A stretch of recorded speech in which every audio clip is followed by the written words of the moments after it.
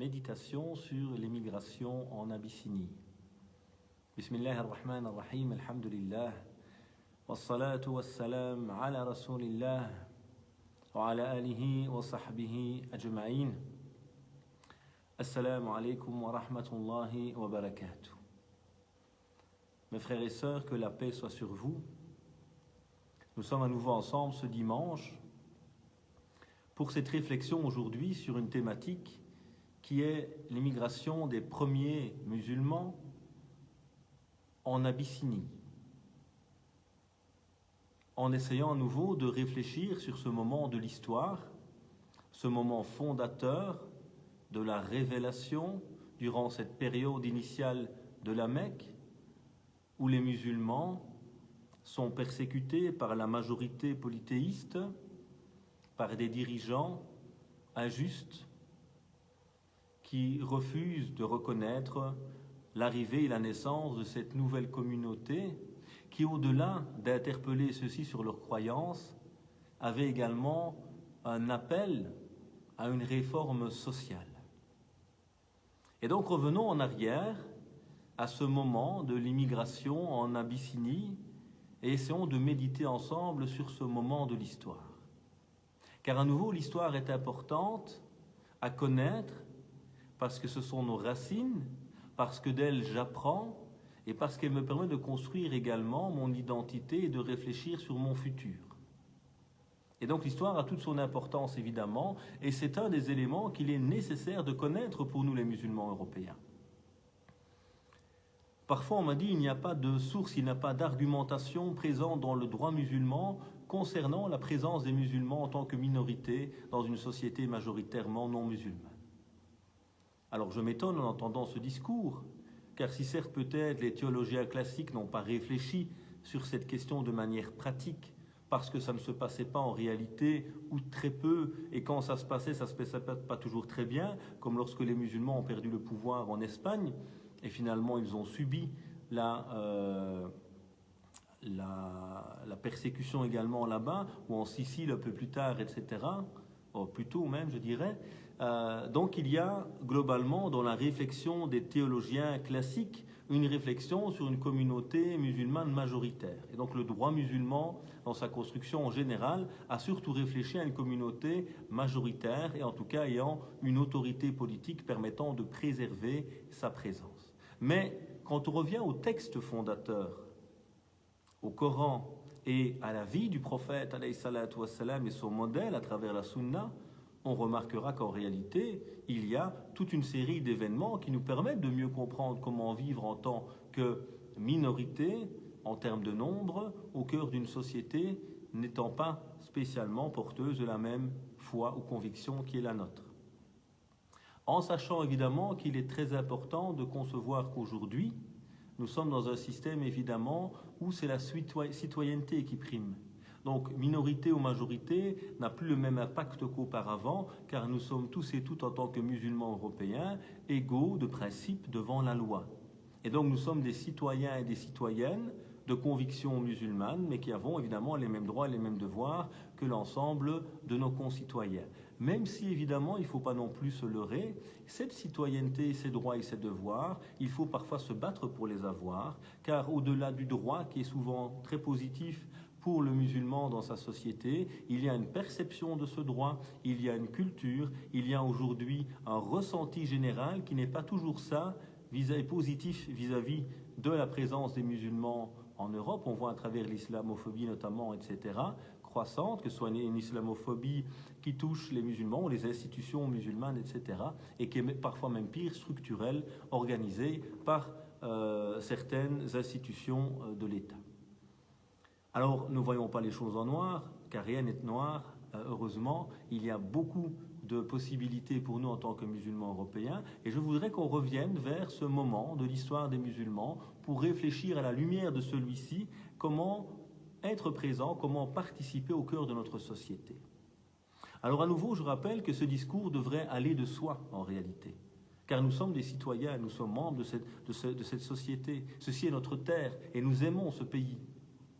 Mais il y a malheureusement, il y a encore des discours négatifs au sein des communautés musulmanes qui mettent dans la tête, qui polluent l'esprit de certains avec un discours qui nous dit qu'on doit faire un choix entre notre islamité ou notre présence ici. Or, je ne vois pas pourquoi je devrais faire de choix. Je peux être belge et musulman.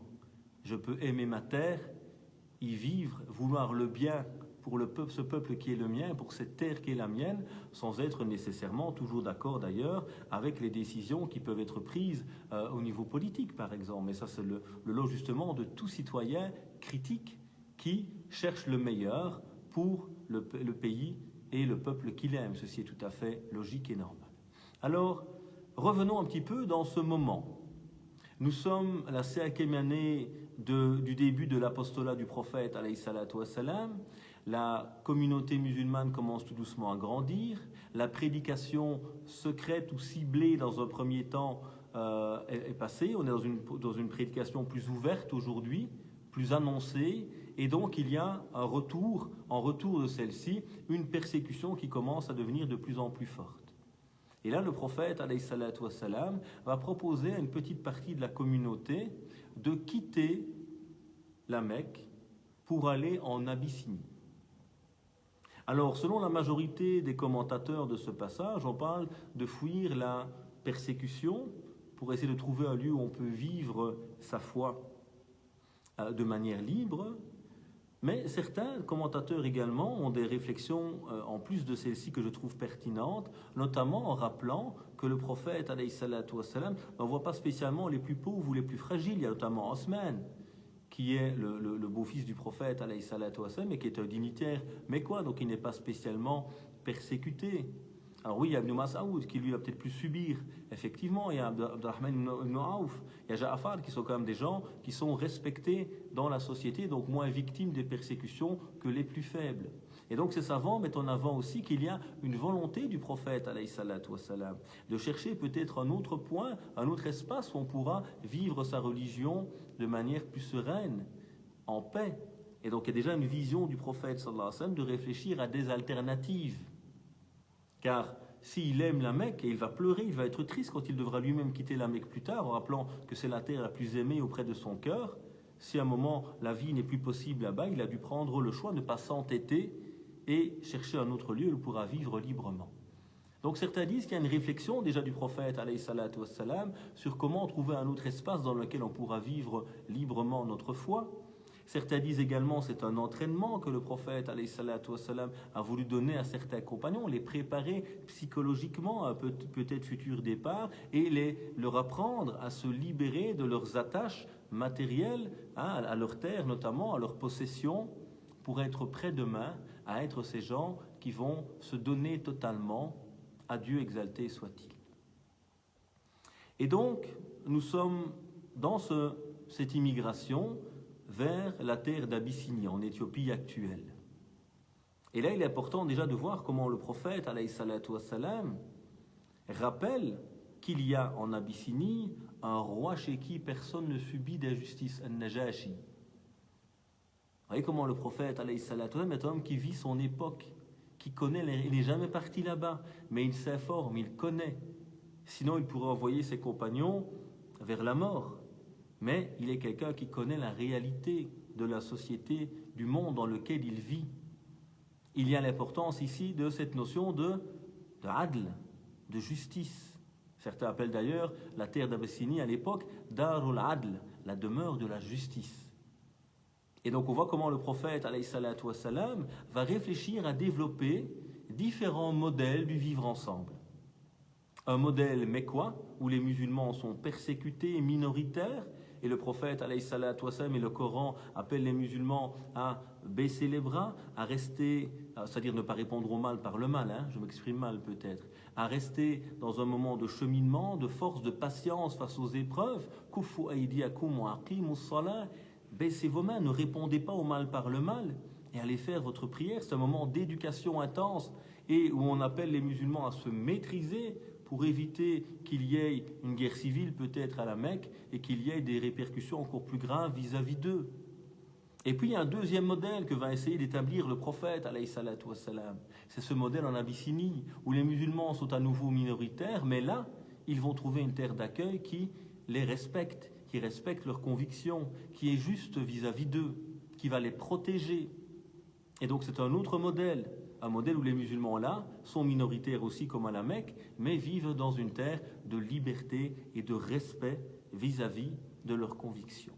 Et puis il y aura des modèles suivants par après, à Médine, un modèle de la pluralité, de la diversité avec le traité de Médine, et puis lorsque les musulmans sont largement majoritaires, ce quatrième modèle du prophète, alayhi salatu wassalam, lorsque les musulmans sont majoritaires, comment respecter et permettre la liberté des autres communautés qui vivent avec nous, qui sont les voisins des musulmans à ce moment-là, notamment le traité de Najran, etc., d'autres manières de vivre avec ceux qui sont d'autres convictions et qui sont les voisins à ce moment-là de la communauté musulmane. Et donc nous allons essayer de réfléchir ensemble sur cet événement de l'immigration des compagnons. Déjà le prophète, comme on l'a dit, alayhi salatu wassalam, va rappeler à ceux-ci de partir. Pourquoi est-ce que vous n'allez pas dans la terre d'Abyssinie? Il y a sur cette terre un roi chez qui personne ne subit d'injustice. C'est une terre de sincérité, de vérité. Et donc on voit le prophète alayhi salatu wassalam, qui envoie ses compagnons vers ce lieu, chez un roi chrétien. Et donc on voit très bien ici qu'il n'y a pas d'animosité entre le musulman et le non-musulman. Il n'y a pas d'animosité entre le musulman et même le polythéiste à l'époque. L'oncle du prophète, alayhi salatu wassalam, le soutien qui est resté toujours à ses côtés, Abu Talib, son oncle, était polythéiste. Et le prophète n'a jamais eu de souci avec cela. Le souci avec la majorité, notamment ceux qui avaient le pouvoir politique, c'est qu'ils refusaient de permettre à cette communauté musulmane naissante de vivre simplement à la Mecque. Et donc ils les ont persécutés. Mais le prophète n'avait pas de problème, même s'il n'est pas d'accord, évidemment, au niveau convictionnel, intellectuel ou dogmatique avec les conceptions des polythéistes. Il n'a pas de problème à vivre avec eux. C'est eux qui ont un problème de vivre avec lui. Alors, lorsque ces musulmans arrivent en Abyssinie, Salama, qui deviendra plus tard l'épouse du prophète, alayhi salatu wassalam, Salama, radiallahu anha, rapporte justement, lorsque nous sommes arrivés en terre d'Éthiopie, An-Najashi, le roi, chez ce roi, nous étions bien protégés par lui, dit-elle. Nous étions en sécurité concernant notre religion. Nous adorions Dieu sans que nous soyons lésés et sans entendre quelque chose que nous détestions. Vous voyez comment Salama nous rapporte ici, d'après Ibn Ishaq, dans sa sira, comment les musulmans étaient respectés par Najashi. Mais lorsque Quraysh a appris cela, il a envoyé 2 émissaires afin d'essayer de récupérer ces musulmans, ces Mécois qui avaient quitté cette terre où ils étaient persécutés. Et là, nous allons voir comment Najashi, comment ce roi juste va réagir. Les émissaires de la Mecque vont venir avec des présents, les offrir aux généraux, aux responsables de l'État, ainsi qu'à Najashi. Et ils avaient des relations commerciales avec lui. Donc il était intéressant pour Najashi, évidemment, de préserver ses relations commerciales. Et les Mécois, les émissaires, demandent qu'on renvoie ces dissidents qui ont créé la fitna, le désordre au sein de la société mécoise. Mais Najashi, qui est un homme juste, va refuser de leur rendre ces dissidents. Et va dire d'abord, je vais les écouter et voir ce qu'ils ont à dire. Un homme juste et honnête, comme l'avait bien dit le prophète, alayhi salatu wassalam. Et les émissaires de la Mecque ne vont cesser d'essayer de faire douter An-Najashi de ses compagnons, des compagnons du prophète, alayhi salam.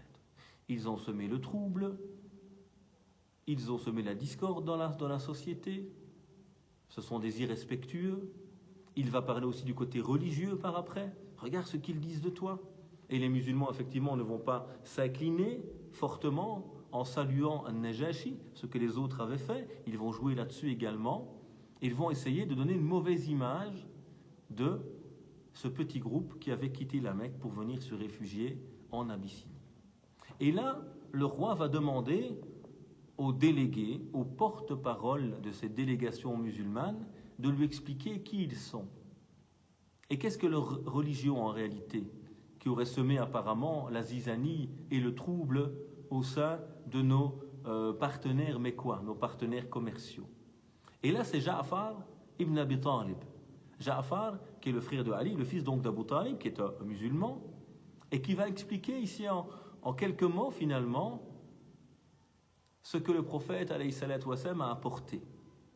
Et il dit donc dans son message: ô roi, nous étions un peuple qui n'était point civilisé, qui adorait les idoles, qui mangeait les cadavres, la bête morte, qui commettait des abominations, qui rompait les liens naturels, les liens de famille, qui maltraitait parfois les autres, et le plus fort mangeait le plus faible. Ainsi, nous étions jusqu'à ce que Dieu nous envoie un envoyé, dont nous connaissions la généalogie, la véracité, l'honnêteté, la chasteté. Il nous a appelés à croire en un seul Dieu, que nous adorons, à abandonner ce que nous et nos ancêtres adoraient en dehors de Dieu, à savoir des pierres et des idoles. Il nous a ordonné de dire la vérité, d'être fidèles à nos engagements, d'honorer les biens de parenté, et les liens de parenté plutôt, d'assurer le bon voisinage, d'éviter les crimes et de verser le sang. Il nous a interdit de commettre des abominations, de dire des mensonges, de dévorer les biens de l'orphelin et d'accuser d'adultère la femme vertueuse. Il nous a ordonné d'adorer Dieu seul, sans rien lui associer, de faire la prière, de donner l'aumône et d'observer le jeûne. Voilà notamment ce que dit ici Ja'far ibn Abi Talib devant le roi. Le discours ici qu'a tenu Ja'far afin de clarifier finalement qui ils sont. Et là, regardez la réponse du roi. Il va lui dire: as-tu quelque chose qui parle également de votre religion? As-tu un texte? Et là, Ja'far va lui réciter une partie de Sourate Maryam.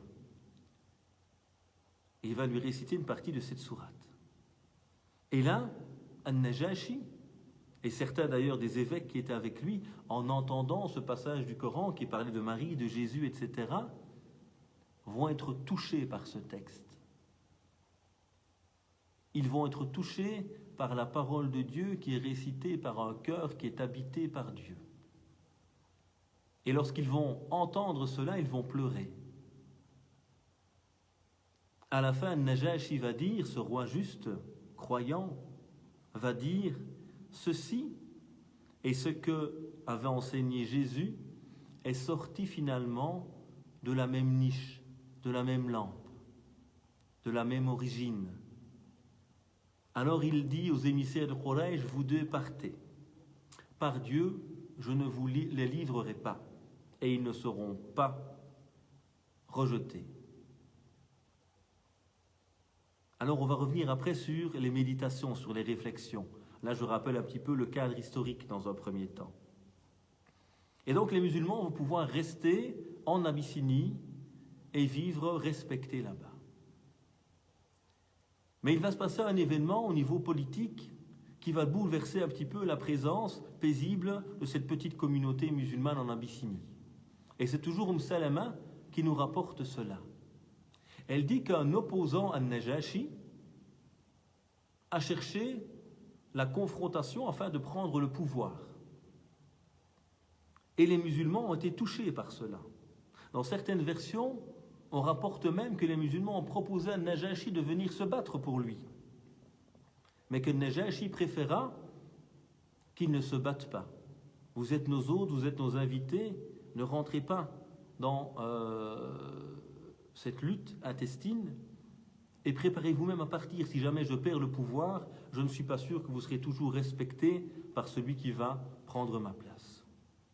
Et donc, Salama rapporte, pendant que nous étions dans cet état d'apaisement, un homme se souleva contre Najashi et lui disputa le trône. Nous éprouvâmes alors une tristesse plus forte que toute tristesse que nous avions éprouvée auparavant, car nous craignons que cet homme-là remportât la victoire.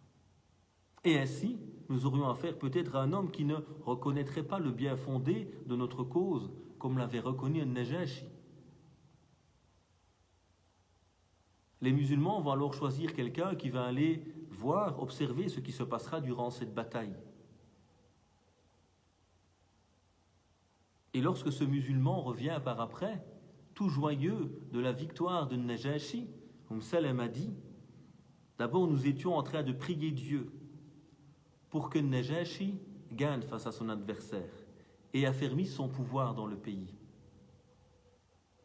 Ensuite, quand ils apprirent la victoire de Najashi, elle dit, je jure par Dieu que nous n'avons jamais senti une joie aussi intense.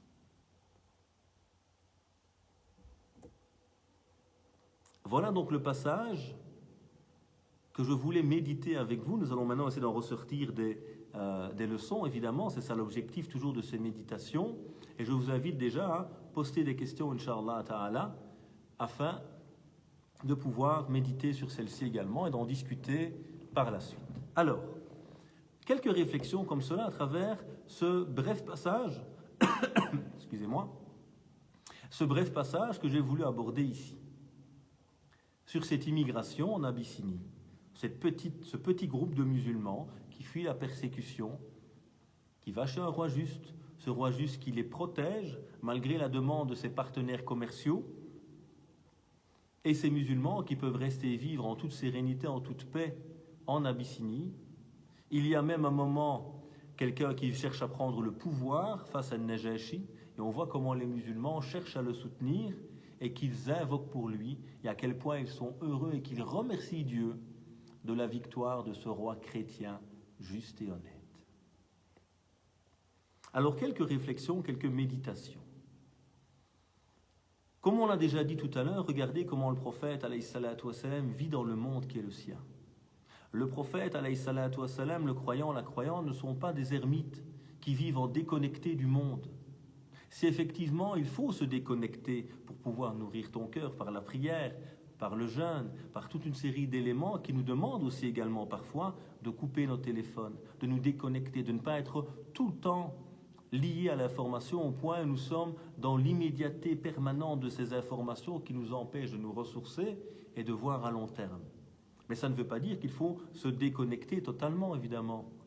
Il faut connaître le monde dans lequel on vit, l'histoire des sociétés, les pouvoirs en place, les cultures qui sont présentes, les orientations de telle ou telle personne. Et on voit ici comment il connaît ce roi juste, ce roi honnête, ce roi chrétien habité par une foi sincère. Et donc c'est important pour nous de réfléchir sur ces questions-là et de connaître le monde dans lequel nous sommes. On voit également comment les représentants de Quraysh vont donner de mauvaises informations, vont chercher à nuire à l'image des musulmans. Et subhanallah, à chaque époque, il y a ce rôle de certains médiamenteurs qui cherchent justement à faire du tirage, à faire le buzz aujourd'hui, comme on dit, et donc ils vont donner une mauvaise image de l'islam ou des musulmans. Cela a toujours existé et ça existera toujours. Il y a des gens qui ont des intérêts et qui cherchent à discréditer des gens honnêtes, des gens qui portent une foi. Et donc il y a malheureusement, dans certains médias, cette propension à donner de mauvaises informations, à nuire à l'image d'une communauté pour des intérêts bassement matériels en général, soit diviser pour mieux régner, soit avoir le bouc émissaire qu'on pourra cibler et gagner des voix de l'autre côté. Donc malheureusement, il y a ces réalités qui sont présentes, évidemment. Pas dans tous les médias, bien sûr. Et il y a encore plein de gens, heureusement, honnêtes qui existent et qui essaient de diffuser de l'information de qualité. Mais on se rend bien compte qu'aujourd'hui, on n'est plus dans un temps de l'analyse. On est dans un temps de l'immédiateté de l'information qui donne peu de temps, justement, pour s'arrêter et analyser. Donc il y a ici cette notion, comme on le voit avec les émissaires de Quraysh, qui vont donner de fausses informations pour discréditer la présence des musulmans, pour essayer que An-Najashi n'accepte pas ceci. Et donc le danger des mauvaises informations et la pertinence et la qualité de Najashi. Cet homme qui a refusé d'écouter ces fausses informations et de ne s'arrêter qu'à elles. Il a été critique. Il a voulu écouter la deuxième partie. Le deuxième parti, qu'avez-vous à dire, vous les musulmans? On vous accuse de ceci, de cela, de la dissension, de créer le trouble. Dites-moi qui vous êtes. Et ça, évidemment, c'est toute l'honnêteté intellectuelle et l'objectivité de Najashi. Et il faut se rappeler qu'il y a toujours, regardez ici, on a les musulmans au centre, et puis on a des non-musulmans. Mais il y a ici ces polythéistes belliqueux qui veulent faire le mal, et puis on a ce roi chrétien, juste honnête, qui veut aider les musulmans. Ils ne sont aucun des deux des groupes qui ont adhéré à l'islam, et à nouveau, c'est pas ça le plus important pour nous. L'important, c'est celui qui est honnête et qui est juste. Par contre, l'injuste, qu'il soit musulman ou non musulman, de toute façon, c'est pas ça qui prime. Lui, nous sommes contre son injustice. Et donc, on a ici ce roi honnête qui, lui, va écouter les deux parties et se rendre compte que les fausses allégations des polythéistes ne reposent sur rien, et donc va refuser de renvoyer les musulmans vers ses partenaires commerciaux. Pourtant, il va préférer ses valeurs à l'argent. Et ça, peu de gens sont capables de le faire parfois, surtout à un certain niveau de pouvoir. Alors, on voit également comment les musulmans vont rester fermes sur leurs convictions. Ils ne vont pas s'incliner devant le roi en disant ne se prosterne que devant Dieu. Et les polythéistes vont essayer de jouer là-dessus. Ils vont donner un avis clair sur leur religion. Ils ne vont pas essayer de cacher des choses, même s'ils vont choisir évidemment avec intelligence les passages qui vont pouvoir rapprocher, rassembler les musulmans. Donc ils restent fiers de ce qu'ils sont, fidèles à leurs fondamentaux, et ne font pas de concessions sur ces éléments-là pour se faire accepter par autrui. Ces musulmans également ont choisi parmi eux un porte-parole, Ja'far. Et quel bon porte-parole! Donc là aussi, il y a l'importance pour nous de se rappeler, tous les musulmans ont de la valeur à nos yeux, et tous les humains dans l'absolu, évidemment. Mais attention, tout le monde n'est pas capable de s'exprimer. Tout le monde n'est pas capable d'être le porte-parole. Tout le monde n'est pas capable de parler dans un moment aussi complexe et dangereux pour ces musulmans. Il y a des gens qui sont capables de faire un très beau discours. Mais attention, là, c'est un moment où il faut bien choisir ses termes. Et c'est peut-être vie ou mort pour ces petits groupes de musulmans. Donc l'importance ici de bien choisir qui s'exprime, et c'est aux musulmans de choisir qui s'exprime à leur place, en leur nom, et non à quelqu'un de nous imposer qui devrait parler en notre nom, même si évidemment les musulmans sont des communautés et qu'il n'y a pas un représentant qui pourrait représenter tout le monde, mais aux musulmans de réfléchir et de proposer des gens qui peuvent également tenir un discours pour nous. Et donc l'importance pour nous en tant que musulmans européens d'avoir des gens qui sont formés, d'avoir des gens qui savent tenir un discours, des gens qui savent être présents en politique, comme on le voit ici avec Ja'far, qui ont cette intelligence, cette sagesse pour bien présenter les choses, pour désamorcer les problèmes et pas pour envenimer les choses. Parce qu'il y a certaines personnes qui parlent peut-être bien, mais qui n'ont pas cette intelligence politique ou cette sagesse, et qui, au lieu de désamorcer les problèmes, mettent de l'huile sur le feu, avec des discours parfois un peu populistes. On va jouer sur les sentiments des musulmans. Regardez, il a dit ça, ils sont contre nous, l'islamophobie. Bien sûr qu'il faut défendre nos droits, mais à des moments, il faut une intelligence politique, où il faut être capable de réfléchir et de dire les mots qui vont apaiser, réconcilier, plutôt qu'être dans la surenchère parfois. Même si ça rassure pour certains, même si ça plaît à l'ego de certains.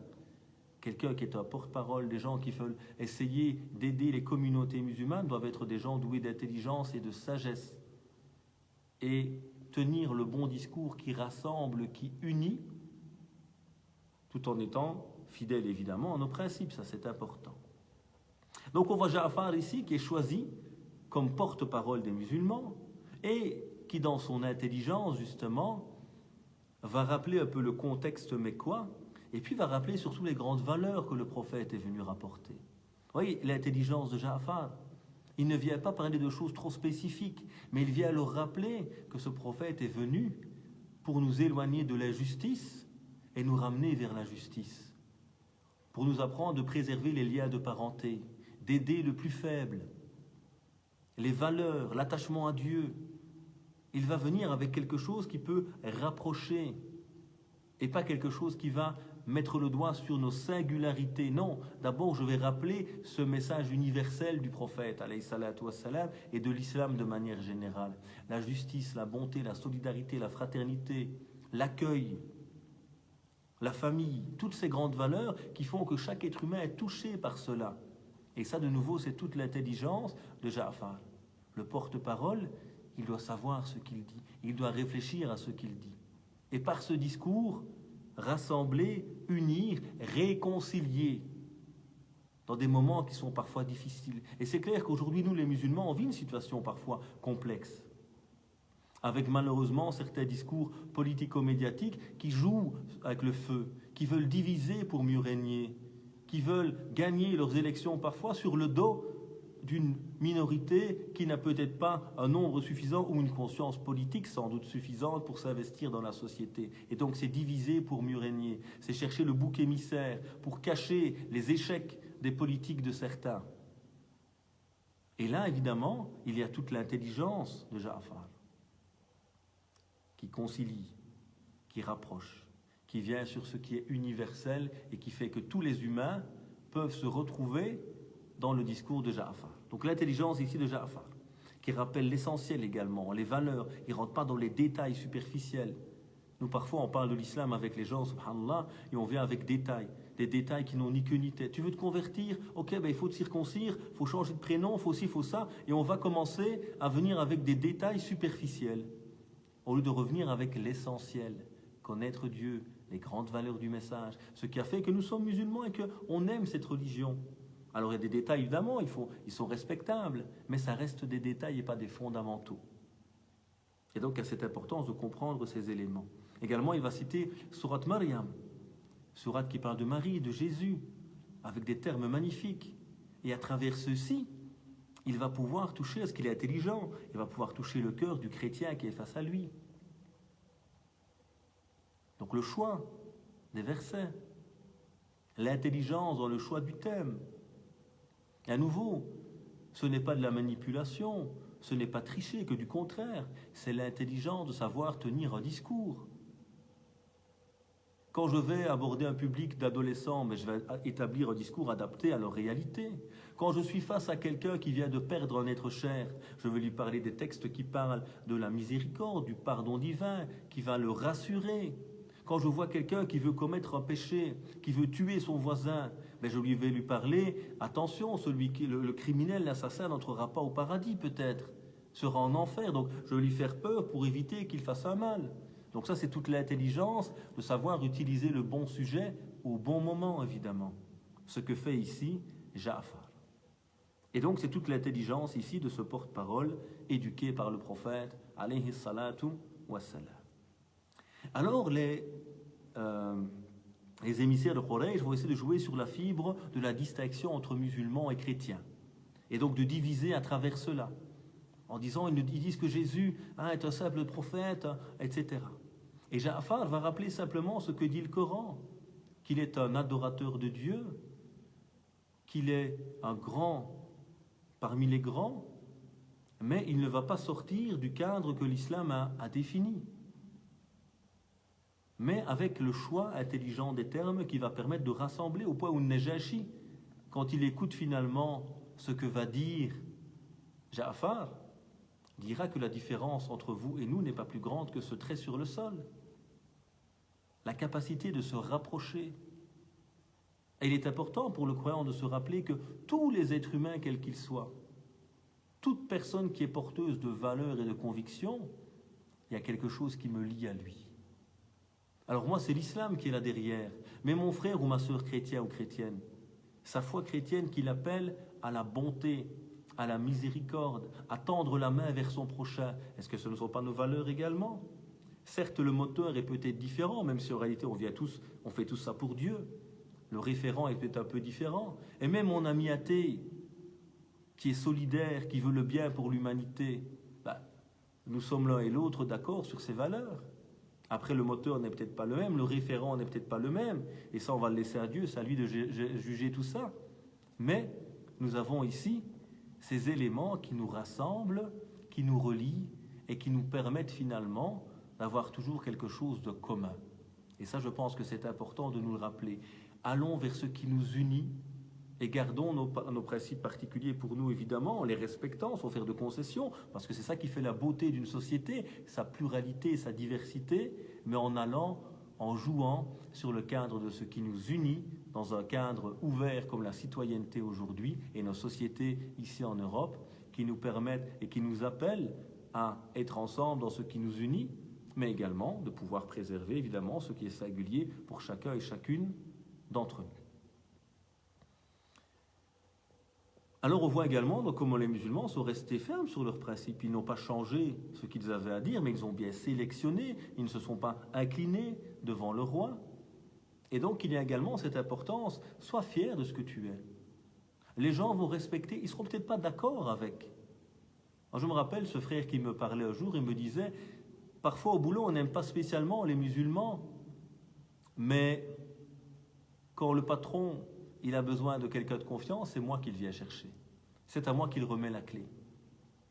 Ça, c'est le musulman. Il a gagné la confiance par ses valeurs, par ce qu'il est. Donc, soyons fiers de ce que nous sommes. Fier n'est pas être orgueilleux, évidemment, mais être fier de ce que l'on est et de vivre nos valeurs, tout simplement. Et ça ne plaira pas à tout le monde, mais on ne demande pas que ça plaise à tout le monde. On demande qu'on puisse vivre tous en bonne intelligence. Et moi, je ne suis pas d'accord avec certains qui ne partagent pas mes valeurs peut-être de partage. Mais voilà, je respecte leur point de vue sans être d'accord avec eux. Et c'est ça, vivre en bonne intelligence les uns avec les autres, en cherchant ce qui nous unit et en respectant chacun dans ses particularités. Et donc, restons fiers de ce que nous sommes, fermes sur nos valeurs fondamentales et intelligents dans les choix de nos thèmes et dans ce qui est sujet à une pluralité en intra-communautaire. Déjà, quand plusieurs avis existent, pourquoi choisir les avis les plus compliqués? Alors je prends un bête exemple ici, pour nous qui vivons en Europe. Nous, en Belgique, on a beaucoup de personnes qui possèdent des chiens. Et beaucoup de convertis, par exemple, se retrouvent dans des familles où on même un chien. Et on a plusieurs avis par rapport à cette question. Elle est tout sauf centrale, évidemment. Mais rappelons-nous que tous les animaux sont les créatures de Dieu. Et ce sont des ummas, des communautés comme nous, comme le rappelle le Coran. Et quand dans le Coran, nous avions les compagnons de la caverne, Ashab al-Kahf, et que ceux-ci ont un chien qui les accompagne, ces gens pieux, et que le Coran nous parle de pouvoir chasser avec un chien, à nouveau c'est une question très secondaire, mais c'est juste pour vous donner un exemple ici. Dans le droit musulman, dans les interprétations, en se basant sur certains hadiths notamment, certains savants vont estimer que le chien est impur, d'autres que seul sa bave est impure, et d'autres, les malikites notamment, que le chien est totalement pur. Alors moi qui vis ici, en bonne intelligence, avec mes amis non musulmans, ou dans ma famille où je me suis converti, où il y a un chien, je prends l'avis des malikites. Pourquoi je vais me casser la tête à prendre des avis qui vont me rendre la vie impossible peut-être pratiquement? Choisissons dans cette pluralité des avis qui permettent aux musulmans de vivre apaiser sa foi dans la société qui est la sienne. Ça c'est important également pour nous en tant que musulmans. Alors, il y a également le fait que ces musulmans immigrants en Abyssinie vont apprécier ce lieu, vont participer dans cette société. Et ils vont même y rester après l'immigration du prophète, alayhi salatu wassalam. Lorsque le prophète va quitter la Mecque suite aux persécutions et il n'y a pas moyen de changer la situation, il va partir à Médine. Mais Ja'far, par exemple, ne va rejoindre Médine que l'année 7 de l'immigration. 7 ans après, Ja'far revient seulement. Donc ils vont rester en Abyssinie, ils ne sont pas pressés de fuir parce qu'ils sont bien en Abyssinie, ils sont respectés dans ce qu'ils sont. Et donc c'est tout l'attachement ici à cette nouvelle patrie que l'on peut voir. Et on verra d'ailleurs comme ils sont fidèles. Quand An-Najashi, ce roi juste qui les a accueillis dignement et leur a permis de vivre leur religiosité librement, quand Najashi subit une attaque et que quelqu'un veut lui prendre le pouvoir, un coup d'État, si vous voulez, aujourd'hui, on dirait. Les musulmans, dans certaines versions, proposent même de venir l'aider. Mais dans tous les cas, ils sont solidaires avec lui. Ils vont invoquer Dieu en sa faveur. Il est musulman? Non, mais il est juste. Il est juste, et les musulmans invoquent en sa faveur. Il est musulman? Non, il est chrétien. Mais il est juste, il est honnête. Et les musulmans le soutiennent. Et ils se réjouissent lorsque Najashi a obtenu la victoire. Et donc ça, c'est toute la présence intelligente des musulmans dans une société. Ça, c'est les grandes valeurs du musulman, al-wafa, la fidélité. Quelqu'un qui a été honnête, qui a été bon avec moi. Je suis son soutien. Je me rappelle le bien qu'il a fait pour moi. Hal jaza'ul ihsan illa al-ihsan. Est-ce que la récompense de la bienfaisance n'est pas la bienfaisance? Vous m'avez fait du bien, je vous fais du bien. Vous êtes juste avec moi, je vous rends l'appareil. Et c'est ce que fera plus tard le prophète, alayhi salatu wassalam. Regardez notre modèle, comment il était. Loin de certains discours, malheureusement, qui rejettent les autres, qui feraient que les musulmans doivent vivre en autarcie tout seuls sur une île déserte, le musulmanistan. Ça n'existe pas, c'est pas ça le modèle du prophète, sallallahu alayhi wa sallam, selon moi. Et des années plus tard, lorsqu'il y a une délégation d'Abyssinie qui vient à Médine, le prophète les accueille chaleureusement et il commence à les servir lui-même, ses hôtes. On dit, prophète, laisse, on va le faire à ta place. Il dit non, je veux les honorer car j'aime de leur rendre l'appareil. Ils ont honoré mes compagnons et moi j'aime de leur rendre l'appareil. Oui, le prophète se rappelle des années plus tard, ces gens qui ont été bons avec mes compagnons, moi je vais honorer ces personnes. Ça, c'est la qualité du musulman également. Cette personne qui respecte ceux qui lui ont fait du bien. Les musulmans se sont enfouis, ont été accueillis par ce roi chrétien en Abyssinie. Et plus tard, quand cette délégation vient, le prophète les accueille dignement, les sert lui-même, car je veux leur rendre l'appareil. Ils ont honoré mes compagnons, je vais les honorer également. Et dans ce qu'on rapporte d'ailleurs, c'est que cette présence des musulmans en Abyssinie a tellement été positive, de par leur comportement, de par leur discours, de par leur modèle, que Najashi, ce roi, s'est finalement converti à l'islam. Ce roi a été marqué par ce petit groupe de musulmans qui étaient pauvres économiquement, n'avaient pas de force économique dans la communauté, mais ils avaient la force de la foi qui les habitait. Il y avait le modèle qui était le leur. Et donc ils ont interpellé ce roi, qui finalement a adhéré à l'islam. Et quand ce roi est mort, le prophète, alayhi salatu wassalam, a fait la prière de l'absent, il a fait la prière du défunt sur un Najashi à Médine. Par respect, par amour pour cette personne qu'il n'a jamais rencontrée physiquement, mais qui était le porteur de ses valeurs et qui a honoré ses compagnons et qui a même goûté à la beauté de l'islam et qui finalement a adhéré à ce message. Vous voyez la fidélité du prophète, les valeurs du musulman, ce qu'elles sont finalement. Et on voit également comment ses compagnons ont eu cet amour pour leur nouvelle patrie, ont soutenu le Najashi, ont invoqué, ont été heureux d'une joie qu'ils n'ont jamais eue, comme dit Salama auparavant, lorsque l'on annonça la victoire de Najashi sur celui qui avait cherché à lui prendre le pouvoir. Voilà donc quelques réflexions sur ce moment de l'histoire. Alors, 3 peut-être conclusions. S'il y a des questions, j'ai vu qu'il y en a déjà pas mal qui ont été écrites, alhamdoulilah, on va essayer d'y répondre, incha'Allah, et de réfléchir ensemble, évidemment, sur ces questions. Premier élément, première réflexion par rapport à tout cet événement, l'importance toujours pour nous de revenir à l'histoire, de comprendre notre passé, et de voir que le prophète, alayhi salatu wassalam, a établi différents modèles de vivre ensemble. Lorsqu'on est minoritaire et persécuté, c'est le modèle mécois. Lorsqu'on est minoritaire mais respecté et libre, c'est le modèle médinois. Lorsque les musulmans arrivent dans une société plurielle, c'est le modèle médinois premier. Lorsque les musulmans sont devenus une grande majorité, c'est le modèle médinois deuxième, ou second. Donc on voit comment le prophète a développé plusieurs situations qui ne sont pas contradictoires, qui ne sont pas, comme certains le pensent, abrogées l'une par l'autre. Non, ce sont plusieurs modèles, plusieurs possibilités pour mettre en avant ce vivre ensemble. Deuxième élément, comment les musulmans ont pu vivre correctement en Abyssinie, dans cette terre de justice où ce roi chrétien les a respectés. Et donc l'importance pour le musulman de se rappeler que partout où la justice existe, le musulman peut vivre sa foi. Partout où la justice existe, le musulman est chez lui. C'est sa terre. Et nous avons la chance en Europe d'être dans des lieux où nous pouvons vivre librement notre foi. Oui, parfois des petits soucis comme partout sur terre. Mais j'ai la possibilité, moi, de m'organiser, de participer à des choses, de vivre intensément ma foi. Ce qui, parfois, dans certains pays de tradition musulmane, vu les régimes de dictature qui existent là-bas, on n'a pas la possibilité de faire. Et puis troisième élément, c'est toute l'intelligence des musulmans lorsqu'ils sont là-bas. Choisir les bons discours pour unir, venir vers les éléments qui nous rassemblent. Ne pas mettre de l'huile sur le feu, mais chercher à réconcilier, à apaiser l'autre. Venir sur les éléments qui nous unissent. Être fidèle et se rappeler ceux qui nous ont fait du bien. Et comme disait le prophète, alayhi salatu wassalam, man lam yashkurin nas, lam yashkurillah. Celui qui ne remercie pas les gens n'a pas remercié Dieu.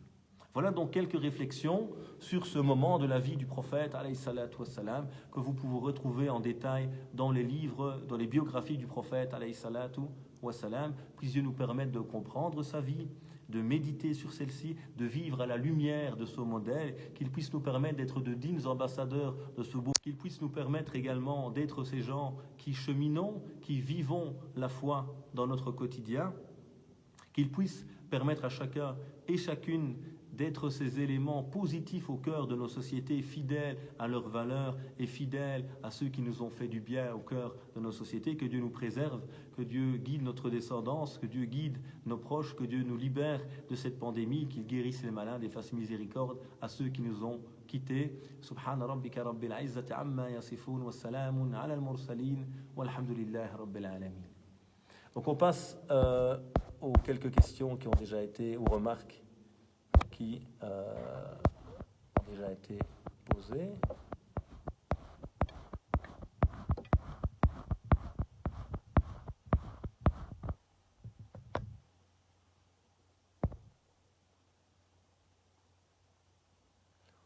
Alors je n'ai pas dit que l'oncle du prophète, Abu Talib, était musulman.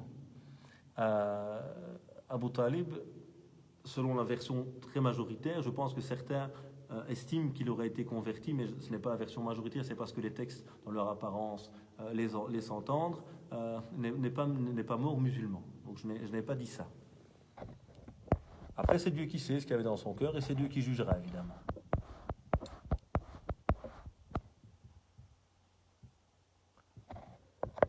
Oui, Najashi également, on a des lettres et des correspondances entre le prophète, alayhi salatu wassalam, et ce roi juste.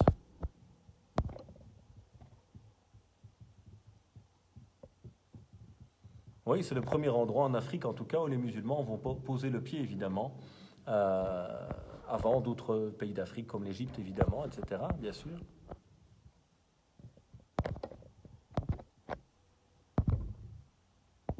Ils sont finalement restés discrets pour vivre en harmonie avec les chrétiens. Doit-on, nous, musulmans européens, également suivre cela, ne pas s'imposer sur la scène médiatique ou politique? Est-ce qu'ils ont vécu de manière discrète, de manière intelligente? Il faut distinguer, je pense, peut-être les choses. Être discret, déjà, c'est une qualité du croyant. Le croyant est quelqu'un de sage, de posé. Le prophète, alayhi salatu, on ne savait pas qui il était. Quand quelqu'un arrivait à Médine, il ne se distinguait pas des autres. Il était quelqu'un de simple, de modeste, n'avait pas un lieu particulier. Et donc, le musulman, par nature, il a la pudeur, il a cette sincérité, il a cette volonté d'être quelqu'un de modeste. Et donc, de discret par nature, de ne pas élever la voix, d'être quelqu'un de modeste. Donc je ne vois pas où le souci d'être personnellement discret, quand c'est une discrétion qui n'est pas le fruit d'un complexe, mais une discrétion qui est le fruit d'une humilité, d'une manière d'être en tant que musulman. Donc là, il n'y a pas de souci. Mais les musulmans d'Abyssinie sont des musulmans discrets, intelligents, vivant dans la société, discutant avec le roi, proposant de le soutenir. Donc ce n'est pas une discrétion qui veut dire une absence de participation. Au contraire, il y a une participation. Ils sont même prêts à se battre avec Najashi. À un moment, on lui refuse, mais il y a un soutien de leur part, etc. Aucune présence dans la société, et je ne pense pas que nous, les musulmans, on doit se cacher, évidemment. Être discret et modeste, être dans une présence intelligente qui évite de mettre de l'huile sur le feu, comme je l'ai dit, ce n'est pas longer les murs et ne pas être présent, mais une présence intelligente. Et il y a des moments où le musulman doit peut-être réfléchir à ce qu'il va dire, à ce qu'il va faire, pour éviter de mettre de l'huile sur le feu, comme on l'a dit. Quand les musulmans étaient à la Mecque, et qu'ils sont réellement persécutés, et qu'ils subissent des choses. Certains viennent trouver le prophète, alayhi salatu wassalam. Pourquoi est-ce qu'on ne se défend pas? Le prophète se met en colère. Vous êtes un peuple de gens empressés. Et il rappelle que les peuples avant ont subi des choses bien pires qu'eux. Et donc il y a ce besoin d'apprendre à se maîtriser, d'apprendre à se taire parfois quand le moment n'est pas venu de parler et de répondre avec intelligence. On se moque de moi, on s'en prend à ma foi, je n'aime pas cela évidemment, mais je réponds avec l'intelligence du croyant. Et lorsque les ignorants s'en prennent à eux, ils disent paix. Ils s'éloignent dans l'intelligence du silence, qui est en elle-même une réponse. Et donc notre présence ne doit pas être discrète dans le domaine de l'engagement sociétal. On est présent, mais ce n'est pas une présence qui a besoin d'avoir des drapeaux partout, ayam muslim sur son t-shirt, au-dessus de sa tête, etc. Non, on n'a pas besoin de ça. On a besoin d'une présence qui est positive au cœur de la société, je pense, à ce moment-là. Longer les murs, par exemple. Alors, je n'ai jamais dit qu'il faut longer les murs, évidemment, et ce n'est pas ce qui est demandé aux musulmans. Mais à nouveau, comme je dis, c'est cette intelligence, dans la présence, dans la manière de vivre au cœur de la société, sans se distinguer.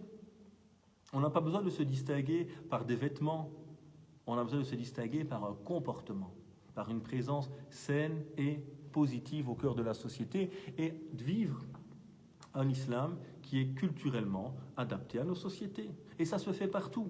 Au Maroc, on a un islam qui est teinté de culture marocaine. Parce que l'islam, ce sont des valeurs universelles, mais qui vont toujours se traduire dans une réalité concrète. Donc moi, en tant que musulman belge, je n'ai pas besoin de manger pakistanais ou de manger turc, même si j'aime bien ces nourritures, pour être un bon musulman. Je n'ai pas besoin d'avoir un accoutrement issu du Moyen-Orient pour être un bon musulman. Mon islamité en Belgique, je la vis en tant que Belge. Et mon islamité en Chine, je la vis en tant que Chinois. Ou en Sénégal, en tant que Sénégalais. Il y a toujours une culture qui, évidemment, pour moi, en tant que musulman, va aussi être impactée, évidemment, par ma spiritualité, mais qui est en phase avec la société dans laquelle je vis en tant que musulman.